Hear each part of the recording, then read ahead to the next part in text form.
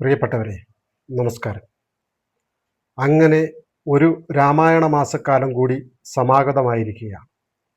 ലോകമെമ്പാടുമുള്ള ഹൈന്ദവരായിട്ടുള്ള മലയാളികൾ അവരുടെ വീടുകളിലും ക്ഷേത്രങ്ങളിലും രാമായണ പാരായണം നടത്തുന്ന ഒരു പുണ്യമാസമാണിത്.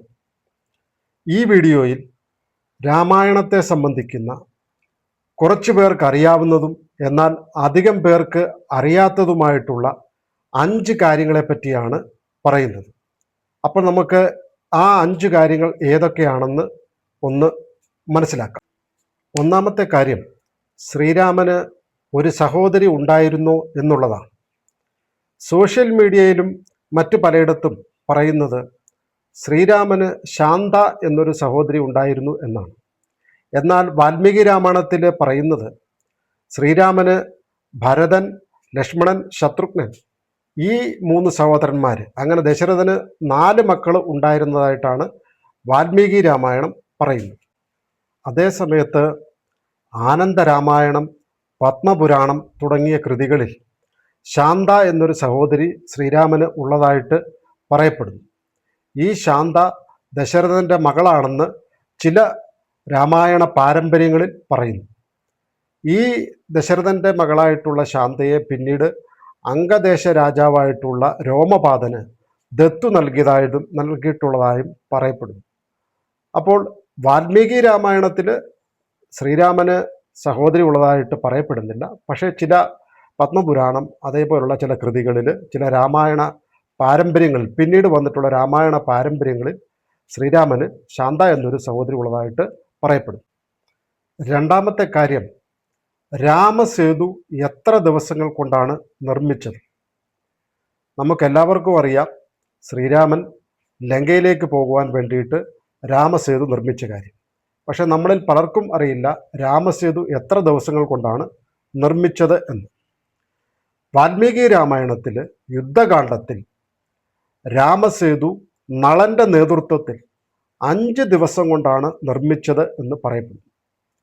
മാത്രമല്ല വാൽമീകി രാമായണത്തിൽ ഓരോ ദിവസവും എത്ര ദൂരം ഈ രാമസേതു നിർമ്മിച്ചു എന്നുള്ള കാര്യവും കൃത്യമായിട്ട് പറയുന്നുണ്ട്. അങ്ങനെ രാമസേതു നിർമ്മിച്ചത് 5 ദിവസം കൊണ്ടാണെന്നാണ് വാൽമീകി രാമായണത്തിൽ പറയുന്നത്. മൂന്നാമത്തെ കാര്യം, എന്തുകൊണ്ട് രാവണൻ ലങ്കയിലേക്ക് കൊണ്ടുവന്ന സീതാദേവിയെ ബലമായി സ്പർശിച്ചില്ല എന്നുള്ളതാണ്. ഇത് പലരും ചോദിക്കുന്ന ഒരു ചോദ്യമാണ്. നമ്മുടെ മലയാളത്തിൽ ഇറങ്ങിയ ഒരു സിനിമയിൽ നായകൻ പറയുന്നത് രാവണൻ ലങ്കയ്ക്ക് അലങ്കാരമായിട്ട് സീതാദേവിയെ കണ്ടു എന്നുള്ളതാണ്. വാൽമീകി രാമായണത്തിൽ പല തവണ സീതാദേവിയെ രാവണൻ ഭീഷണിപ്പെടുത്തുകയും തൻ്റെ ഭാര്യയാകണമെന്ന് നിർബന്ധിക്കുകയും ചെയ്യുന്നുണ്ട്. പക്ഷേ ഒരിക്കൽ പോലും ബലമായി സ്പർശിച്ചിട്ടില്ല. അതെന്തുകൊണ്ടാണെന്ന് വെച്ച് കഴിഞ്ഞാൽ സ്ത്രീയെ അവരുടെ സമ്മതമില്ലാതെ സ്പർശിച്ചാൽ ജീവൻ നഷ്ടപ്പെടും എന്നുള്ള ഒരു ശാപം രാവണന് കിട്ടിയിട്ടുണ്ട് എന്ന് പറയപ്പെടുന്നു.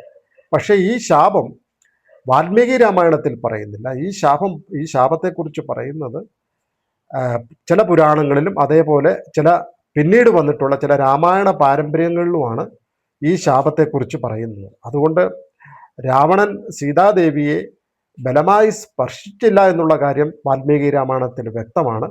പക്ഷേ അദ്ദേഹം ഈ സീതാദേവിയെ ബലമായി സ്പർശിക്കാത്തതിനുള്ള കാരണം പിന്നീട് വന്നിട്ടുള്ള പല രാമായണ പാരമ്പര്യങ്ങളിലും പറയപ്പെടുന്ന ഈ ശാപത്തിൻ്റെ കഥയാണ്.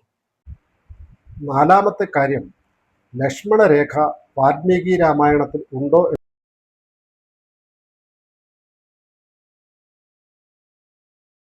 എന്ന് സാധിക്കും.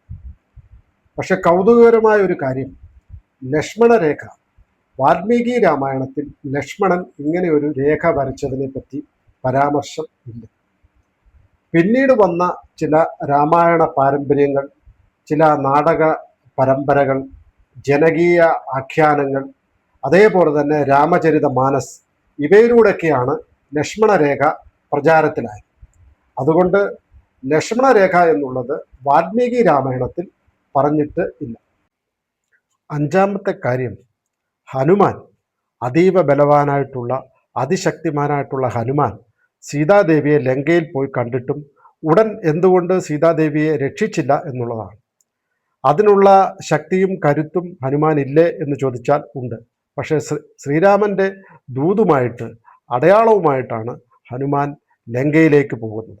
അതുകൊണ്ട് സീതാദേവിയെ കണ്ടെത്തി കൃത്യമായ വിവരങ്ങൾ ശ്രീരാമനെ ധരിപ്പിക്കുക എന്നുള്ളതാണ് ഹനുമാന്റെ ഉദ്ദേശം. മാത്രമല്ല, വാൽമീകി രാമായണത്തിൽ പറയുന്നു, ശ്രീരാമൻ നേരിട്ട് വന്ന് തന്നെ ഇവിടെ നിന്നും മോചിപ്പിക്കണം, രക്ഷിക്കണം എന്ന് ആണ് തൻ്റെ ആഗ്രഹമെന്ന് സീതാദേവി പറയുന്നതായിട്ട് വാൽമീകി രാമായണത്തിൽ പറയുന്നുണ്ട്.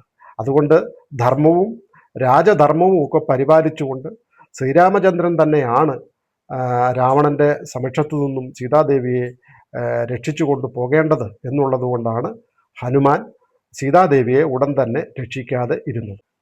രാമായണത്തെക്കുറിച്ച് ഇന്ന് പ്രചരിക്കുന്ന എല്ലാ കഥകളും ഒരു ഗ്രന്ഥത്തിൽ നിന്ന് ഉള്ളതല്ല. ചിലത് വാൽമീകി രാമായണത്തിൽ നിന്ന് ഉള്ളതാണ്, ചിലത് പിന്നീട് രൂപം പ്രാപിച്ച, പിന്നീട് എഴുതപ്പെട്ടിട്ടുള്ള ചില രാമായണ പാരമ്പര്യങ്ങളിൽ നിന്നുള്ളതാണ്.